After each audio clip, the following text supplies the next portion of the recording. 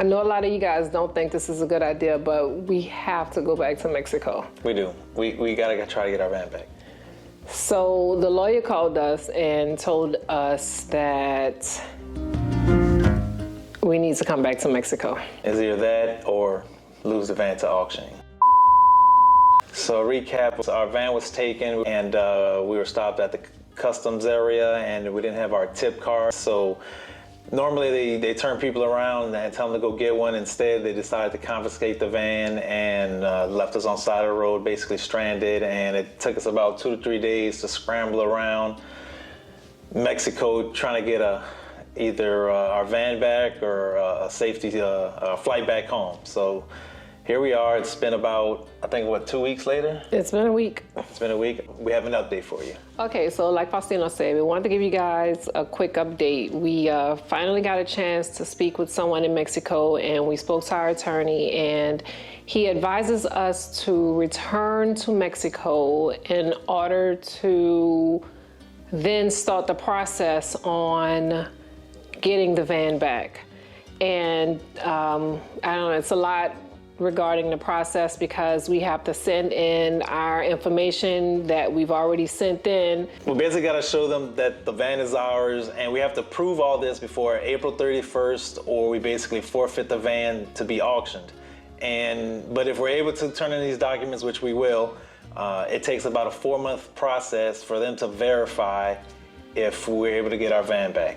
And during those 4 months' time, I guess it's just slow bureaucracy and them just adding fines and fees and whatever else they're doing. Because I'm sure we're going to have to pay for a storage fee because the van's set wherever it's going to be sitting. Charge for that. Yeah, and then we'll have to pay like the original fee, and it just probably just tacks on. So that's basically all the information we have so far on what we've been updated with and what we're going to be doing next.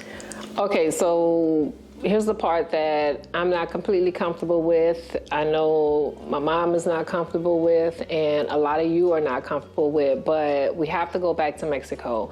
We found some flights into Mexico, leaving whenever our lawyer tells us that the paperwork is ready, and we just have to come in and sign some things. But we found some flights into Mexico. The flight that I found is about $700. That includes, I want to say that includes the flight, it's round trip, plus the car rental, plus the Airbnb, plus the gas. Gas. Yeah. The only thing with the flight that I found is that it is a 12-hour drive.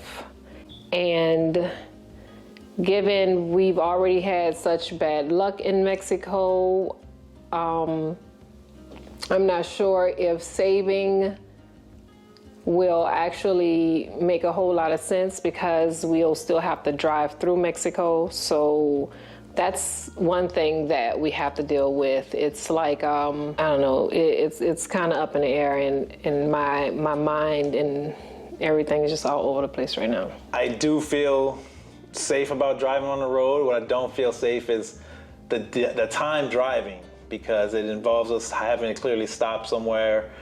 We don't drive at night, and in Mexico, it clears us. We have to stop in a town and stay a night and then hit the road the next morning. So once we get to Mexico, we have to meet with our lawyer, and then he's going to take us over to the customs office. That's how the process is going to go. We have to bring over a few documents like the title, the registration, our insurance information. I think they want documents stating that the car or the van is ours. We have all that. We are just waiting for our access to actually go into this government building. That's kind of nerve-wracking because we only have a few days left before it's out of our hands. And then once we turn in those documents, we basically return back home and we sit and wait, is what the attorney said. It's just a waiting game on how long it takes for them to verify all the documentation is correct and the vehicle is ours, and then We'll get word back in 4 to 6 months. That's what happens. That's as much as we know right now that we're telling you. That's what we know. Yeah. Okay, guys, so how are we feeling about this? I know this made this sound crazy. I don't know if it sounds crazy, but it's just strange how I think right now we're like, I think actually April 1st started this Mercury retrograde for Aries season, and it ends like April 26th. And it seems like everything, and I guess during the Mercury retrograde, everything doesn't work for you. Like, it's just going backwards for you. And I'm in Aries, and here we are, April 1st, we started our journey through Mexico, and everything's been bad. So it's just been real weird or coincidental that that's going on. And there's some other things that we're not even supposed to be doing right now, actually, based on what we read up on this thing, Mercury retrograde, which also involved the eclipse. So it was like double punishment, not double punishment, but double bad stuff supposed to happen. We're not supposed to travel. We're not supposed to make any contracts or deals. We're not supposed to, we're gonna have problems communicating, and it's like just a list of things that's just gonna be backwards and hindering for you. And to be honest, we've been experiencing all that ever since I guess we've hit the road. April 1st. Problems with transportation, problems with contracts and deadlines being delayed. Yeah, problems with communication. Everything that we've been dealing with. We wrote, I mean, it's written down. And it's like, it's crazy because when this first started happening to us, I'm like, Faustino, what is the universe trying to tell us? So I had to Google it, and it's been a lot. So, you know, and we're stressed out about that going on right now because we shouldn't be doing any of the things that we're actually doing to go get our van, our home, because we're signing contracts with attorneys, we're making deals with, like, so we're doing basically the I'm not saying that. No, we're not. I'm just saying that's just what it says we're doing. And this Mercury retrograde ends April 26th. 4th. The 24th. Okay. So April 24th. We have 2 days. It's so like since we've been here, we have been sheltered we don't down. Make any moves. We haven't been doing anything, like not really any social media, like going anywhere. Definitely haven't been making any new contracts. So everything that's sitting in our email has just been sitting there because we can't start anything new. I mean, we're not trying to take any more chances. That's over. All the red flags popping up day one, you know. It's like, no. Yeah, because the van was taken April 3rd, but clearly we left April 1st. But, you know, we had some incidents on the road getting just those 2 days to where we were, like the AC. So it was like, if we look back and we didn't record any of the first 2 days or anything, like the first 2 days of driving, it was uncomfortable. So, you know, I was like, okay, so all this is adding up. Okay, so the lawyer. What can I say? Right, it's we've never seen his office. We've never seen a license or anything. I'm just assuming his title that he gave us is a lawyer. I mean, clearly he's allowed in the federal building, so his credentials were verified. So he's not just some run-of-the-mill guy. I mean, he could be a run-of-the-mill guy that doesn't have a record. You know what I'm saying? We were thinking, why would an attorney need a notary paper giving him permission to speak for us? Yeah. It's just that, I mean, it's hard because we get a phone call and he's like, okay, so I need you down here because you have to sign over, go to the notary and sign a paper saying that it's okay for me to talk for you. And I'm thinking, well, yeah, attorneys do that usually, so why is it that we need a paper? And at this point, like, I feel like I can't trust anyone because I don't know what's going on, and Faustino is the only person that's able to communicate back and forth with the people. So the information that I get, it's like third, fourth party about time I get it. So it's nerve-wracking because I don't understand the language. And usually I'll just grab the phone and talk to someone, but now I can't just grab the phone and talk to someone myself because they all speak Spanish and I don't speak Spanish. So I think a lot of the things that would have happened, or a lot of the things that I now have questions for, I would have had answers for if I was able to speak to someone, to, communicate with. I asked a few of the questions she wanted me to ask, and then I either get no answers, or like an answer has nothing to do with it. And if you ask them again, they either just gonna hang up or be like, "Look, sir," because the lady's done it before. She's like, "Look, sir, the information's in the email. Bye," and she hangs up. I asked them, they just not responding with those. They don't. That's not how they work. And I feel like they will respond if I was able to speak to them, as opposed to. But yeah, so that's that, and the lawyer. We don't know if the lawyer is a lawyer. I mean, he has helped us, thus far. I just don't know about the part where he wants us to give him permission to do whatever he wants to do with the van because we're not there. You know what I'm saying? Right. It just seems kind of crazy to me. It does. So that's that, and that's why we want to go back to... With him. Yeah, we want to go back to Mexico so that instead of us giving him permission to do whatever he wants to and needs to do with the van... For $400, yeah. We can actually just be there go over there. See how no one says anything about him interrupting me? Because you're dragging it on. It's always Tenaj is interrupting him. But no one ever says that. Okay, but back to the regularly scheduled program. So anyway, we don't want to have to give him power of attorney over the van. So it's either give him power of attorney over the van or go back to this government building with him and, find out what's going on. So that's where we are right now, and I don't even know how I feel about that. Like, I'm super scared about going back to Mexico. Regardless to if we fly in and drive for 12 hours or fly in and drive for 1 hour, I'm still scared to go back to Mexico. Yeah, I definitely don't want to spend that. And it's not, the towns that we go to, they're not like high tourist towns, so it's local Mexico. It's like local. So it's a different kind of Mexico. And that feels weird in itself. And you're definitely standing out with what you're driving. We're driving a rental or whatever. All right, so you got any gut feelings or anything on the entire situation? I don't know. I just have an issue with the lawyer thing. It just seems a little sketchy. And it might not be. It's just right now I can't trust anyone.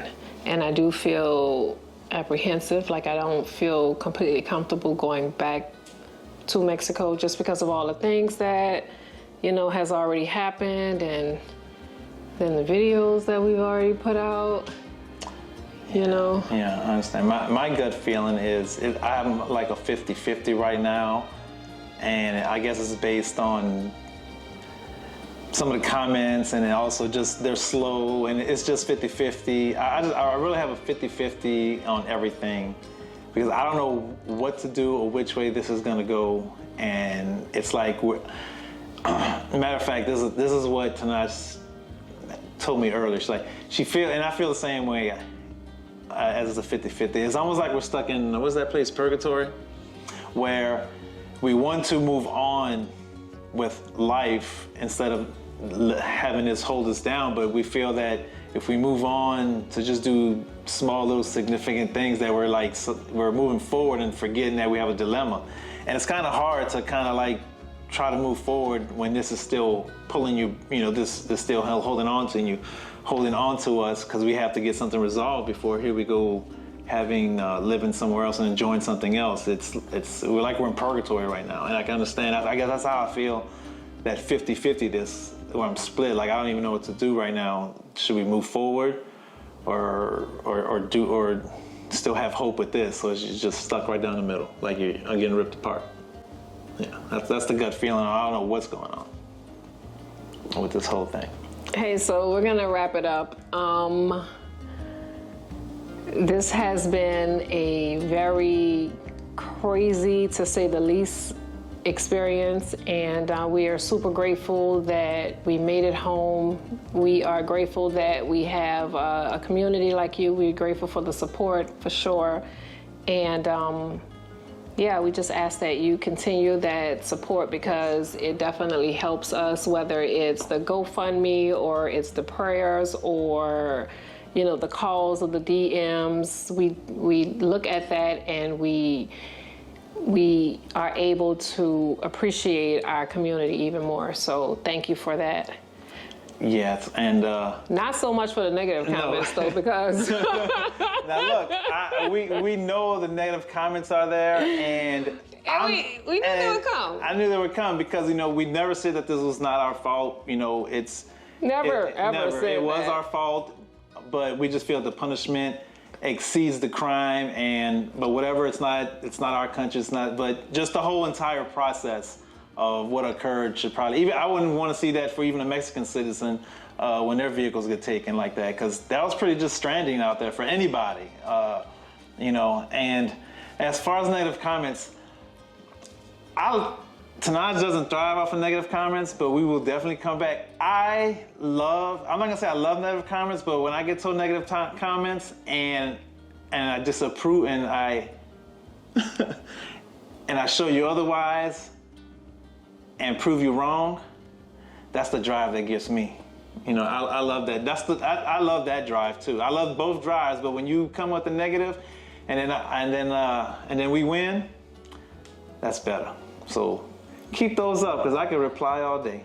And see, that's the thing. Faustino is replying to you guys. I have not had the mental capacity to actually, you know, sit down and reply to some of the things, especially the negativity. It takes a lot out of me. Like, it doesn't stir me up, it doesn't power me up or give me energy, like it depletes me. So I leave that to Faustino. I thrive off of that. Come on now. I leave that to Faustino Come on to now, deal bring with. the negative comments, because you don't. I don't even. I don't deal with it. So fire, you know? a lot of the times, you guys are like blah blah blah, and it seems like you're talking to Tenaj. You're not even talking to me. You know, at this point, you're talking to Faustino, and Faustino is replying to you.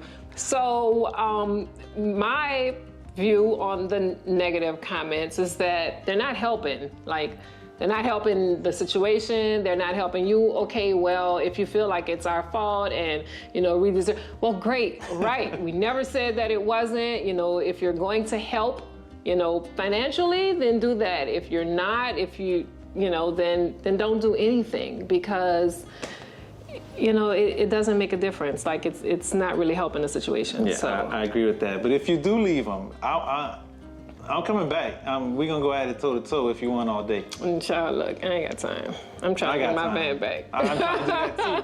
But I got time to fuck with you. What can we do? I mean, this is it. So we're going to wrap this up. Please hit that like button.